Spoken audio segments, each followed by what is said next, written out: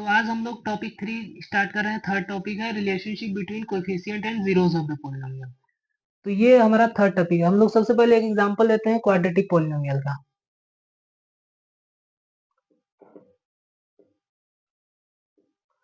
तो एक एग्जांपल है, समझ लीजिए P X is equal to X square minus 2x minus 8। ये एक क्वाड्रेटिक पॉलिनोमियल है जी, मतलब इसकी पावर 2 है।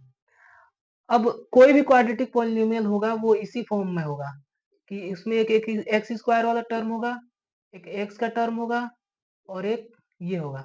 और एक्स स्क्वायर और एक्स के मल्टीपल में जो होते हैं उनको हम लोग बोलते हैं कोएफिशिएंट। अब जैसे एक एग्जांपल ले लीजिए कि एक्स स्क्वायर, एक और एग्जांपल लेते हैं हम लोग, G X is equal to X square minus 4। ये देखिए पावर 2 है तो ये क्वाड्रेटिक है, लेकिन ये तो इस फॉर्म में है ही नहीं। तो इस फॉर्म में हम लोग बनाएंगे, कोई भी क्वाड्रेटिक पॉलिनोमियल है उसको इसी फॉर्म में हम लोग लिखते हैं, A X square minus B X और माइनस सी, मतलब प्लस लीजिए आप, प्लस लेते हैं। तो ये है स्टैंडर्ड फॉर्म। तो इसको अगर वैसे बनाना हो तो हम लोग देख रहे हैं कि इसमें एक्स वाला टर्म मिसिंग है, तो एक्स वाला टर्म हम लोग जब भी कोई भी टर्म मिसिंग होगा तो इसमें 0 × x लिख सकते हैं। ये बन गया, ये है उस फॉर्म में आ गया। तो कोई भी क्वाड्रेटिक पॉलिनोमियल का स्टैंडर्ड फॉर्म ये होता है, ये हमको याद रख लेना है। अब इसमें ये जो मल्टीप्लाई में होते हैं एक्स के साथ और एक्स स्क्वायर के साथ, ये जो होते हैं कोएफिशिएंट कहलाते हैं। बताइए कोएफिशिएंट क्या हो जाएगा? कोएफिशिएंट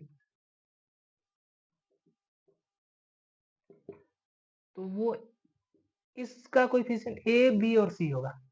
कोएफिशिएंट क्या हो जाएगा? ए बी और सी क्या है? कोएफिशिएंट है। कोएफिशिएंट मतलब एक्स स्क्वायर एक्स के साथ जो मल्टीप्लाई में है, वेरिएबल के साथ जो मल्टीप्लाई मल्टीपल में है। और जीरोस, जीरोस तो हम लोग पढ़ चुके हैं, जीरोस जानते हैं क्या होता है। अब देखिए किसी भी क्वाड्रेटिक पॉलिनोमियल के कितने जीरोस होते हैं? 2 जीरोस होते हैं। तो इसका एग्जांपल लेके चलते हैं, ये तो बस हम समझने के लिए लिखे हैं, इसको हटाते हैं। इसका एग्जांपल समझते हैं। इसके जीरोस 2 होंगे तो 2 हम मान लेते हैं क्या होंगे, कुछ 2 जीरोस होंगे, एक मान लेते हैं अल्फा, एक मान लेते हैं बीटा, क्योंकि बुक्स में 2 साइन, ये नया साइन जोड़ रहे हैं अल्फा और बीटा, वही हमको लेके चलना है। तो 2 जीरोस कुछ भी होंगे, हमें नहीं पता क्या होंगे, तो हमने अल्फा और बीटा मान लिया। ये अल्फा और बीटा 2 जीरोस हैं। हम लोग कहीं भी जीरोस को अब अल्फा और बीटा से ही डिनोट करेंगे, ये नया सिंबल जोड़ रहा है।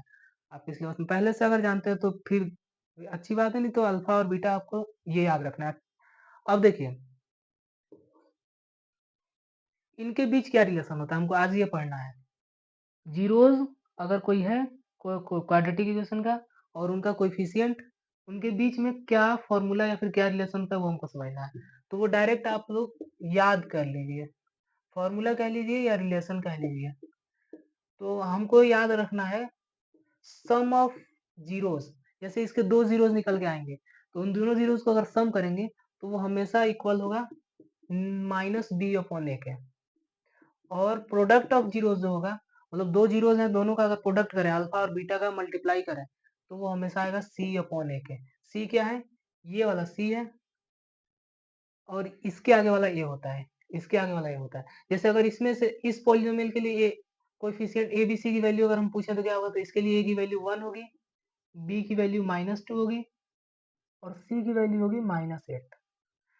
तो ये याद रखना, ए बी सी कोएफिशिएंट होते हैं और इसकी वैल्यू हर पॉलिनोमियल, क्वाड्रेटिक पॉलिनोमियल के लिए ऐसे हम लोग लिखेंगे अगर इससे कंपैरिजन करें तो। ये पूरे इस एक्सरसाइज का बेस है, कितना भी कॉम्प्लिकेटेड क्वेश्चन हो इसी से लगेगा। अल्फा